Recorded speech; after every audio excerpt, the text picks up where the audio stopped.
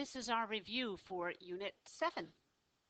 Number 1, which of the following is a perfect square trinomial? Remember, a perfect square trinomial starts in the form of a plus b quantity squared, and when we square that, we're really doing a plus b times a plus b, and when we FOIL that out, I'm making a mess, we get a squared plus 2ab plus b squared. So let's go see when that happens. Choice A is so tempting, but that won't be it. That 9 is messing us up. That is not it. It looks like it might be x plus 9 quantity squared, but I should have had an 18 there. So no, it doesn't work. The next one, yeah, it does work. It's x plus 6 times x plus 6, which I could write this way instead. So this one is a yes. How about the next one? Oh, so tempted. X minus 30 quantity squared? What do you think? See that right there? This is a big no-no. I would get a plus 900 if I FOILed that. No, no, no. How about the next one? Yeah, hopefully you realize that came from x plus 2 quantity squared. This one is a yes.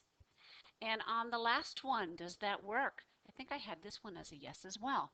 That becomes x minus 10 quantity squared. That's how I get the 100, and the minus 20 in the middle. That one is a yes. Okay, the next one, find the product. So why don't I write it out? 9xy times the quantity 2x minus 3y. And we're going to distribute. 9 times 2 is 18. X times x is x squared. Y times no other y. There we go. And the next term, negative 27x y squared. And we've got no like terms to collect. We're set. Let's find the product on the next one. We're going to FOIL. So we've got 5x times 5x is 25x squared. 5 times negative 3 is minus 15x. 2 times 5x is plus 10x. And 2 times negative 3 is minus 6. We've got some like terms, and we get 25x squared plus 5x minus 6. Do me a favor. If I make a mistake, catch me on it and let me know next time. Number 4, we've got to simplify that. So I see a negative 8 that needs distributing. Let me bring down the 3x. I'm not using him now. I'll distribute my negative 8 and get negative 8x cubed minus 16. And there's my plus 16 at the end. Now let's get things into standard form. Well, first of all, these guys are a zero pair and they cancel. I should write my x cubed first. That is a negative 8x cubed plus 3x. Remember, this negative belongs to the 8x cubed. All right, we're going to find the product. So I'm going to put things in order that I find the most helpful. 7 times 3/7 times x to the 5th times y to the 3rd times y. And all I've done is take all those factors and put them in an order that helps me the most. Do remember that x is also x to the 1st and y is really y to the 1st. Well, 7 times 3/7 is 3 times x to the 6th and y to the 4th. When the bases are the same and we're multiplying, that's when we add the exponents. Below that, we were asked to identify it by its number of terms. This is a monomial. Lots of factors, but only one term. When we classify it by degree, we need to add up all the exponents within that term. We've got 6 and 4, that's a 10th degree. And our leading coefficient is this 3 right here. Technically, when we look at the next few questions, you shouldn't have to do this. I haven't taught it yet, but yet I know you can do it. By the way, we did this part already. Okay, so we're going to factor this. Well, it should look familiar. It's the difference of two squares, and if you recall from the notes you took with me, difference of two squares comes from conjugates. The conjugates would be x plus 7 times x minus 7, and that is this in factored form. But let's prove it. Let's go and FOIL it back and make sure. Yeah, we get x squared minus 7x plus 7x minus 49, and what we have here is a zero pair, so we do indeed get x squared minus 49. But the answer to the question is this. What we did was FOIL backwards when we factored. So if x squared minus 49 is x plus 7 quantity times the quantity of x minus 7, do B, x squared minus 21. Pause and try it. Hopefully you realize that that is x plus 11, the quantity times the quantity of x minus 11. And so what causes our middle terms to drop out is the fact that we have conjugates, and we create our difference of two perfect squares. How about choice C? If we go to factor that, we never had anything called the sum of two perfect squares. We cannot factor that. It is prime.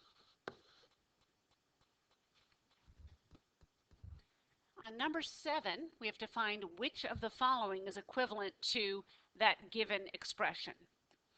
And they all are in different forms. And more than one thing will be our answer. So what I need to do to really compare is distribute. I distribute my 5x, and I get 20x squared plus 10x. And then I distribute the negative 7. Minus 7 and negative 7 means the same thing. And I get minus 28x minus 14. Now, we've got a couple of like terms, and we get 20x squared minus 18x minus 14. Okay, so let's go see what's equivalent. Well, look at this one right here. To really know for sure if it's the same based on what I've taught you so far, I should FOIL that. And so I will get 20x squared plus 10x minus 14x. Oh, I'm sorry, I skipped something. Minus 28x minus 14. And when I collect those middle terms, I'm going to get that minus 18x in the middle. So this one is a yes, it's the same. How about the next one? I'm not going to do the whole thing. I will do enough for you to see. Distribute that 2, and you will get 4x plus 2 times 5x minus 7. Well, that's identical, really, to what we have here, and we know this one works, so guess what? This is another yes. How about the next one? That one's going to be quicker to know. They look so tempting, but look right here. Doesn't work. It's not identical. It's not exactly the same, so no way. All right, we don't have to go far on D to find out yes or no. If I want to multiply 20 times 28, I get 560x squared. And yeah, no, I can already tell it's going to be way too big. So we had the first two were yeses. So on number 8, we've got to find the area, or rather, we're given the area of the rectangle, and they want us to find the width, and they're telling us the length is 2x times y. You can almost do this one by trial and error. We know that to find the area, we need length times width, but we don't know the width. So we could kind of fiddle around. We know that 2xy, which is our length, times I don't know what the width is, but when we're done, it needs to be 50xy squared minus 16xy. Well, let's just think the numbers we need. Well, for 2 to be a 50, don't I need a 25? I hope I gave myself enough room. And I already have an x, but I need a y squared, so I'll multiply that by y. Now I need a minus sign because there's one here. For 2 to be a 16, I'll need an 8. And I already have the xy, so I won't write those again. And yes, I had plenty of room. So I'm pretty sure my answer is 25y minus 8. But what could I do to make sure I feel good about that? Well, guess what I'm going to do? I'm going to take that and distribute and just make sure I get the area I'm supposed to get. And I do indeed get 50xy squared minus 16xy. So this is my check. Right here is the answer for my width. On number 9, they say the length of the rectangle is 3 inches longer than twice the width. Write the simplified polynomial to express the area. So it looks like if I want to express my width, I can call it W. Now my length, I don't want to call that L. I need to stick with one letter. They tell me the length is 3 inches longer than twice the width. So 3 inches longer plus 3, twice the width. So there's my length. And we're talking about area. Area is equal to length times width. Let's substitute in what we have. Area is equal to my length. Actually, I'm going to do width times length. I bet you don't care, do you? Width times 2w plus 3. I just like to write my monomial first when possible. So now let's multiply by distributing. And my area as a polynomial is 2w squared plus 3w. 2w squared plus 3w. Now they want us to find the area if the width is 2. So let's go plug in 2. 2 times 2 squared plus 3 times 2. 2 squared is 4, times 2 is 8, 3 times 2 is 6. Looks like I'm getting 14 inches squared. There's another way to check, and that makes sure that both parts of our answers are correct. So on our rectangle, so I paused because my daughter's phone call came in, not quite sure what I was exactly going to do next, except I think I was going to plug 2 into these amounts and see if we don't get that same area. So if W is 2, and down here if W is 2, we've got 2 times 2 plus 3, 4 plus 3, which is 7, and 7, this 7 for the length times this 2 for the area is 14. We're just making sure that everything is right. That's just a way to quickly check it. Okay, number 10, find the product of these two polynomials. So I'm going to write it out. X minus 3 times the quantity of 2x squared minus 5x plus 4. So let's just distribute 2x to the third minus 5x squared minus 6x squared minus 12. Combining our like terms. Wow, that was messy, wasn't it? See this guy right here? He does not look like a squared, but he was supposed to be.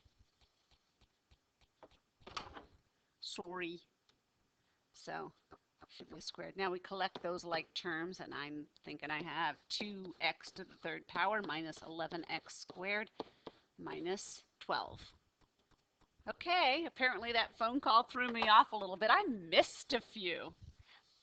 Maybe I did that on purpose. Did you catch me? So let's try again. 2x to the third power minus 5x squared plus 4x, I think that was the part I forgot, minus 6x squared plus 15x minus 12. I had most of it. Okay, let's go collect some like terms. So we've got 2x cubed minus 11x squared plus 19x minus 12. Okay, let's try the next one. The next one says multiply. I like to write it out. X plus 5 times the quantity x plus 5, x squared plus 5x plus 5x plus 25. And we've got x squared plus 10x plus 25. I could have saved a little bit of time by recognizing that this was a perfect square trinomial, but I've got the answer. Let's do the next one, knowing that what we have is a perfect square trinomial.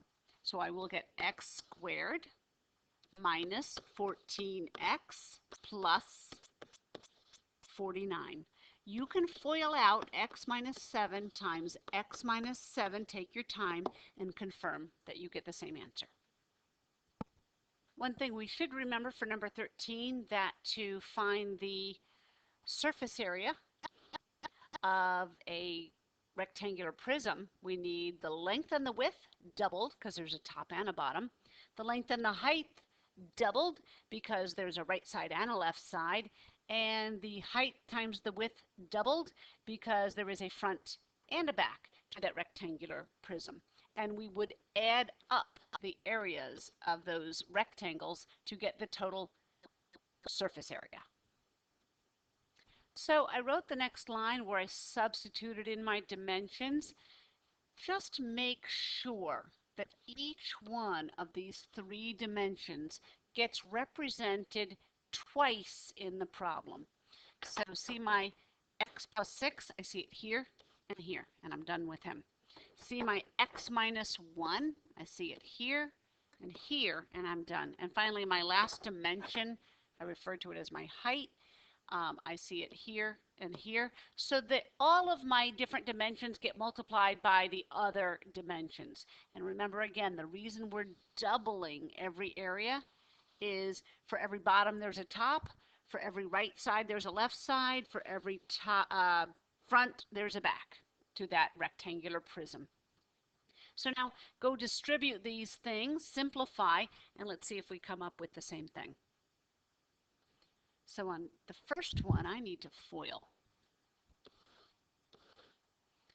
And I'm going to leave this 2 out here, and I get x squared minus x plus 6x minus 6.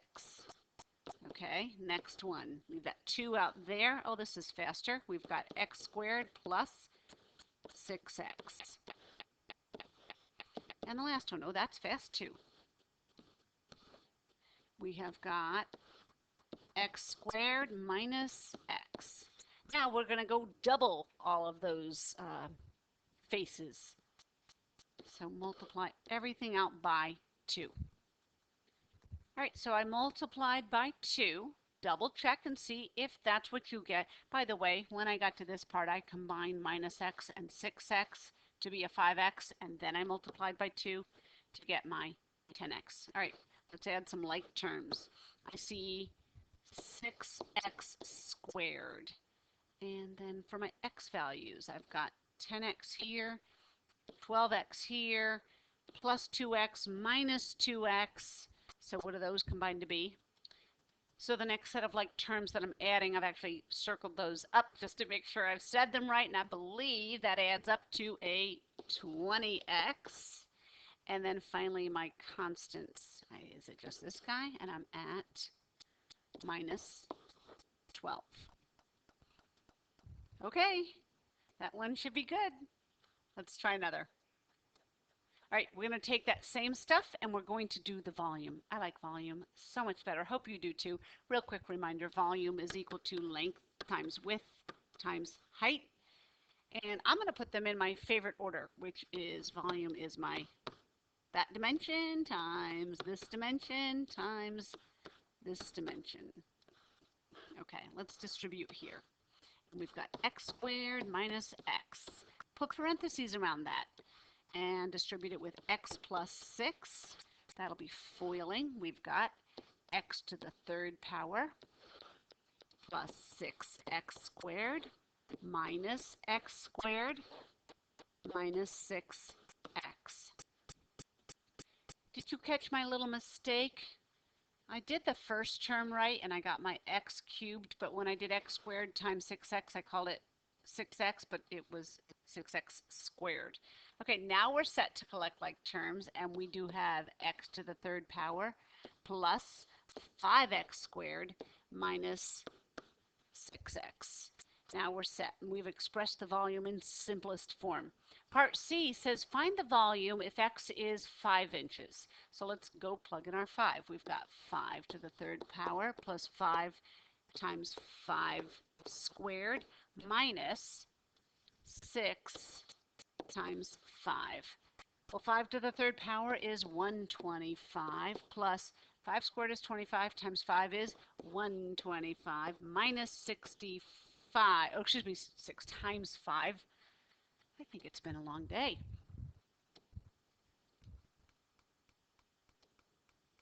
I'm going to erase. Minus 30. And when we combine those like terms, we get 250 minus 30, which is 220. And we're going to check. And I do need to add my units. We have got inches squared. By the way, if I wasn't able to find the volume, I could still answer part C. Going back up here, if they told me x was 5, wouldn't that make this 11, and this is 4, and this is 5? Well, 5 times 4 times 11, we've got 20 times 11, and guess what that is? 220. What were we, inches? I think it was inches cubed. And I hope I put inches cubed on that other part. It's inches cubed because it's volume. I think it's been a long day, and I've had a few interruptions. I'm not sure if you've noticed. All right, on number 14, we're going to find the area of a square, and they tell us one side. Well, if we know one side and it's a square, the area is equal to side squared. I could write it out if I want. X plus 4 times x plus 4 with my parentheses. But it's a perfect square trinomial. Should also be able to do that in my head and get x squared plus 8x plus 16. I skipped a step. There would have been a part in the middle where I had plus 4x, but I skipped that. You should be able to as well. So now we're going to find the area when x is 3. So if x is 3, that means we've got 3 squared plus 8 times 3 plus 16. 3 squared is 9 plus 24 plus 16. And that adds up to 49. Doesn't look like they gave us units, so I'm off the hook for writing units, but I could write units squared for good habit. Now there's a way to check this. Let's go back to the beginning of the problem. If we've got x plus 4 for one of the sides and x is 3, doesn't that make the side 7? And so wouldn't the area be 7 squared, which is 49? So that's a great way to check that one. So on number 8, we're multiplying. Let's distribute. We have got 2x to the 4th power plus x to the 3rd power minus 6x. Now distribute here. It's a negative 6 times 2x to the 3rd power is negative 12x to the 3rd minus 6x squared plus 36 as we do a negative 6 times a negative 6. And we've got to collect our like terms. I'll do that. You pause and compare. All right, so I have them in order. It's in proper standard form. That's what I got. And let's go do the next one. So let's FOIL that out. Great, on the next one we're adding. So we just need our like terms. So we've got 14x squared minus 2x minus 15. Those two were like terms as well. That's it. We're getting there. All right, number 17, we're subtracting. A quick little change to make it easier to do. I make it addition of the opposite, and now I can collect my like terms. 10x squared minus 6x squared is 4x squared. negative 10x with no one else. There he is. Negative 7 plus 8 will give us plus 1. For the next one, we're multiplying, so like terms, 15 times negative 2, negative 30. A cubed times a squared is a to the 5th. A to the 4th times b is b to the 5th power. All right, the last one, we're going to express the perimeter of a rectangle whose length and width are given as such, so we just need to multiply those out. Just testing you. It's perimeter. We need to add up the sides. So there will be 2 of those lengths and there will be 2 of those widths. So I could double those up and get 6x minus 2 for my lengths, both of them, and 2x squared plus 4x minus 10 for both of my widths. Then I could combine all of those up. And so we write him first. He stands alone. 2x squared. My x terms are plus 10x, and my constants add up to negative 12. And that would be the perimeter of that rectangle. Okay, that's it. Good luck on your test tomorrow.